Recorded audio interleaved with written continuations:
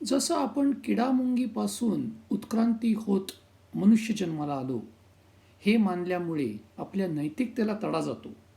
त्यामुळे आपली उत्क्रांती झालीच नाही, आपण आकाशातनं माणूस म्हणूनच पडलो किंवा देवाने आपल्याला तयार केलं, हे म्हणणं जितकं अशास्त्रीय आहे, तितकंच वेगवेगळ्या प्रकारे आपण ज्याला तार्किक बेबनाव म्हणतो, ते करून आपल्या मनाची समजूत काढणं हेही अशास्त्रीय आहे.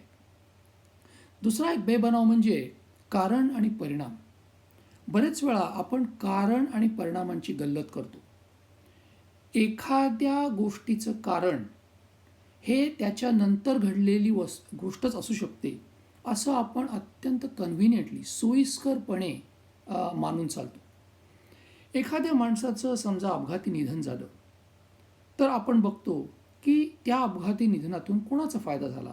मे बी त्या माणसाचा इन्शुरन्स काढला असेल, त्याच्या बायकोला किंवा मुलांना पैसे मिळाले असतील, असं आपण धरून चालतो की त्या मुलांनी किंवा बायकोनीच या माणसाचा खून घडवून आणला असावा. अर्थात हे एक हायपोथेसिस झालं, हे एक गृहीतक झालं, पण त्यामुळे ते सिद्ध होत नाही. ते सिद्ध करण्याची जबाबदारी ही कोर्टाची म्हणा किंवा पोलिसांची असते. सो तिथनं जरी सुरुवात केली तरीसुद्धा केवळ त्या माणसाचा या माणसाच्या निधनामुळे फायदा झाला हे एकमेव कारण त्या माणसानेच या माणसाचा खून घडवून आणला हे म्हणायला जसं असमर्थ आहे, तशाच प्रकारे कारण आणि परिणामांची गल्लत करून एखादी गोष्ट आधी घडलेली आहे, तो दुसऱ्या गोष्टीचा परिपाक आहे असं म्हणणं हे वेडगळपणाचं ठरेल. याचं दुसरं उदाहरण म्हणजे आपण पृथ्वीवर सजीव सृष्टी पाहतो आणि त्यामुळे सिद्ध होतं की या सबंध अवकाशामध्ये किंवा युनिव्हर्समध्ये किंवा आकाशगंगांमध्ये सजीव गोष्ट निर्माण करण्याची क्षमता आहे.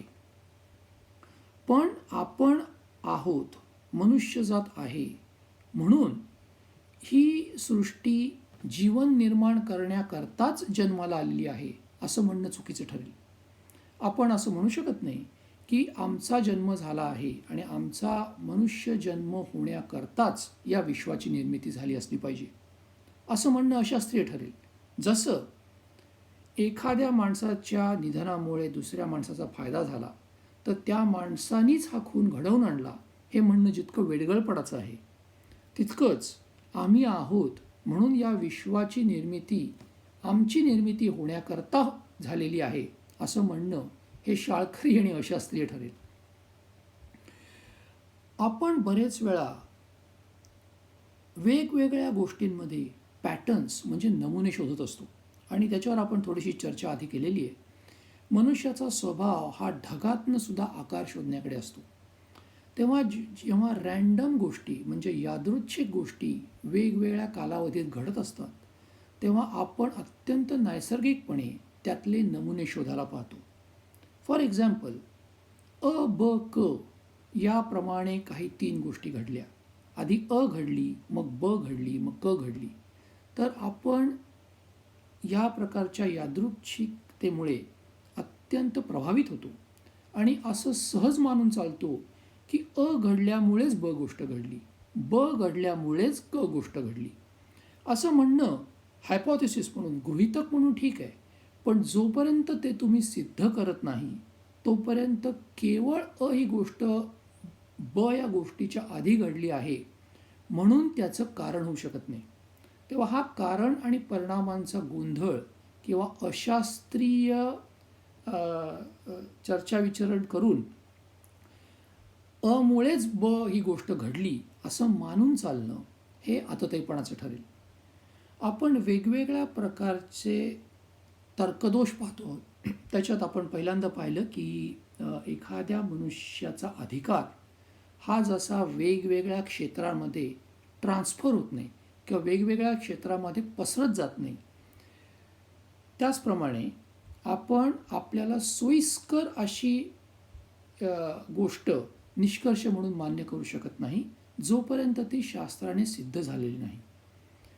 तिसरा तर्कदोष आपण असं पाहिला की एखाद्या गोष्टीचं कारण हे केवळ ती नंतर घडल्यामुळे सिद्ध होत नाही. तर ते वेगळ्या प्रकारे शास्त्रीय अभ्यासातून सिद्ध करायला लागतं. याचं उत्तम उदाहरण म्हणजे कधीकधी माणसाला ताप येतो आणि डॉक्टर त्याच्यावर उपचार करतो आणि त्याला बरं वाटतं. तर त्या उपचारामुळेच या रोग्याला बरं वाटलं हे म्हणण्याला आधार आहे असं नाही.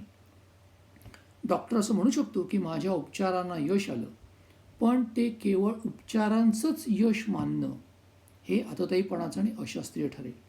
कारण मनुष्य हा आपले आपसुद्धा त्याच्या तब्येतीमध्ये सुधारणा होत असते.